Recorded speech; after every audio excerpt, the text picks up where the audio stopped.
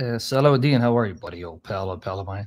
How you doing, Samuel You got Jackson? Samuel yeah. Well, you Jackson. got you got anime last time when that last Muslim was here. We and me are having a good conversation. Now I'm confused, and because I thought you're Sunni Muslim, but you're not.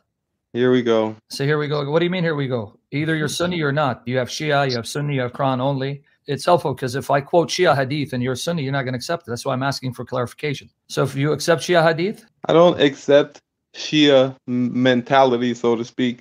What I accept is that they have certain documents in their possession that are historical okay. and priceless.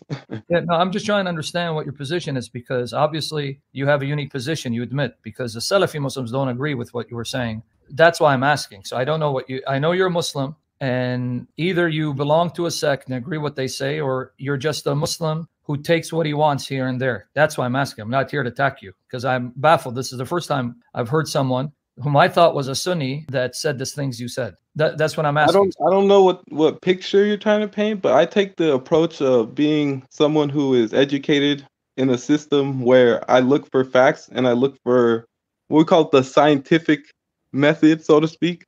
So I don't just sit around and expect people to feed me what I'm supposed to know. I actually go out into the world, into my intellect, and figure it out for myself. I don't sit around thinking like, this guy is right because he says so. I don't care about what somebody says. I want to look at the facts. I want to look at what actually happened. Okay, well, then basically, then you are one of those that you will decide what's true, what's not. That's the point. So you don't fall under Sunni or Shia. That's it. See, that's simple. We know that the Quran is the word of Allah and it has no flaws in it whatsoever. Who's so I we? believe that we, the Muslims. So we know that the Quran is the preserved words of Allah, and we know that the Hadith and the Sunnah. What source? So a Hadith and Sunnah. Well, the Hadith say no. The Quran was so corrupted that Uthman had to burn the Arabic Qurans of Muhammad's companions and standardize one. So what's Hadith? What are you talking about? Like I said, there's a lot of history from what happened between the time of the death of the Prophet ﷺ to the end of the fourth caliphate. But in that time, the documentation is there. The proof is in the pudding. History recorded what happened, and we know that we can go back and look and see it. We know that he wrote these manuscripts.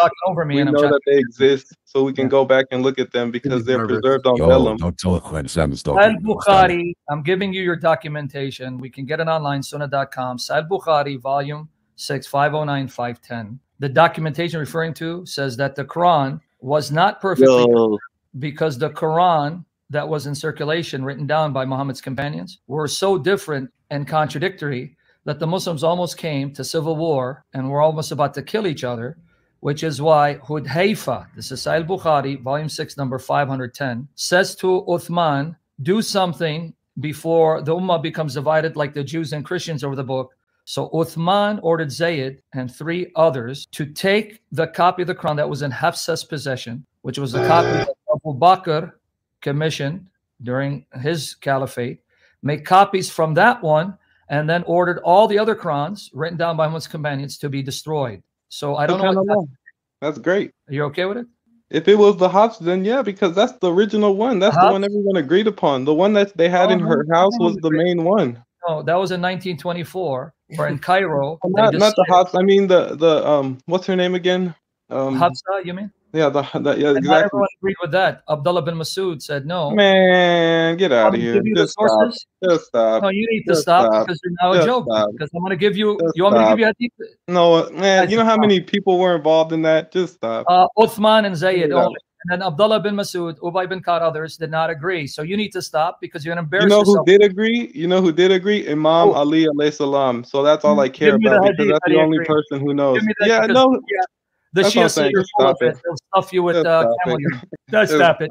Even Sallallahu Alaihi Wasallam, where'd you get that from? Sallallahu Alaihi Wasallam, where'd you get that phrase At the end of the day, you know what's funny? We actually have the manuscript in the flesh, so we can touch it with our hands. No, you don't, because the manuscripts you have, they're full of variant readings. Give me one. But guess what? They're still there, buddy. You can actually see it.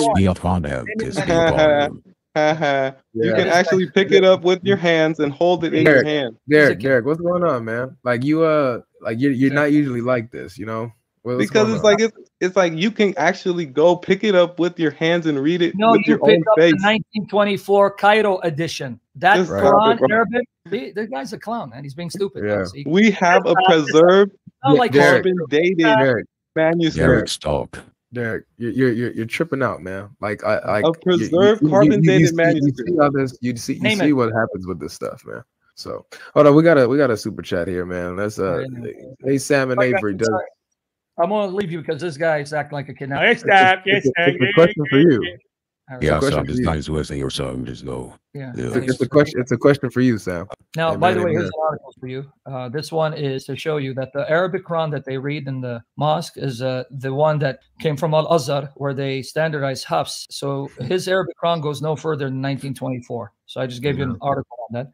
But this question here, it's talking about the mystical letters in chapter 19, verse 1, where if you calculate it, it comes out with a message that Jesus Christ is God. Well, that's very complex. I know Christian Prince has mentioned it and others, but that, again, I don't know how convincing that's going to be for anyone because it's letters, the beginning letters. In the chapter 19, they go, those letters have a numerical value that ends up providing a coded message to the deity of Christ. Now, I would not use that as a polemic or an apologetic because how many people are going to believe that?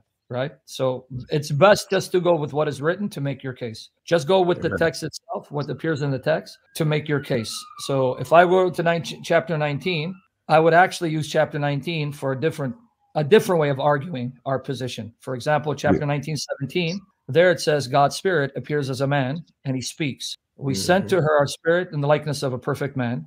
And then in 19:19, the spirit says, I'm only a messenger of your Lord to bestow on you, to give you, I will cause you to conceive a faultless son. So basically, you have God and his spirit who are distinct, and yet the spirit subject to God creates and gives life, and he's going to cause Mary to conceive a faultless son. And that's why the man just left. See?